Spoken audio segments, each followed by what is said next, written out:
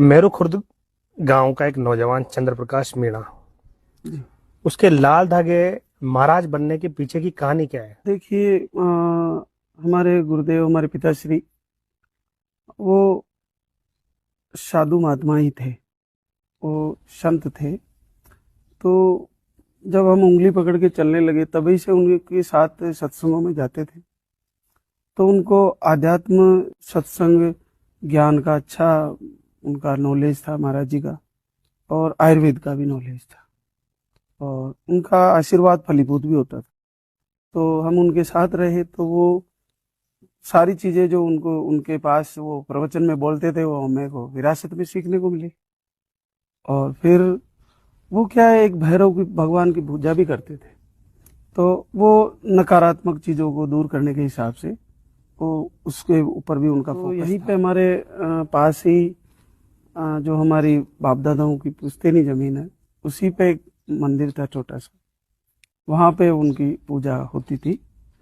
तो वहां पे कुछ पाउडर सा बना के चूरन देते थे वो, और एक लाल धागा बांधा करते थे। तो वो हम उन्हीं के साथ सीख रहे थे। फिर उन्होंने 2010 में देवलोक हो गया उनका, उन्होंने शरीर छोड़ दिया। उसके बाद उनकी इच्छा थी कि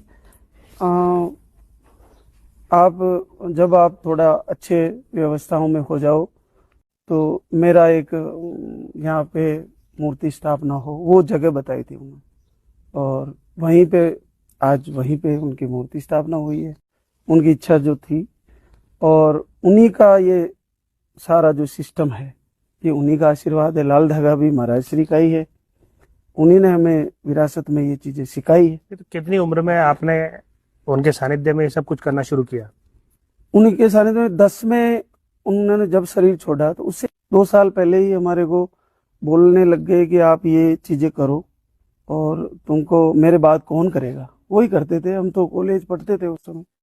पढ़ने के बाद उनकी सेवा करी 5-7 साल, थोड़े बीमार रहे हो। तो उनकी एक इच्छा थी कि ये चीजें आपको नहीं चाहो तो भी करनी पड़ेगी, क्योंकि ये मैंने पूरे जीवन लोगों को लाभ दिया है तो करना पड़ेगा। उस समय सोशल मीडिया भी नहीं था। फिर 10 के बाद जैसे उन्होंने शरीर छोड़ा, उनका देवावसान हुआ, उसके बाद ये चीजें मेरे ऊपर धीरे धीरे ये सोशल मीडिया सामने आया, और फिर अच्छे कोई दिखाने वाले चैनल वाले लोग आए और इस चमत्कार को दुनिया को दिखाया। महाराज श्री के हाथों से खूब लोगों को लाभ हुआ।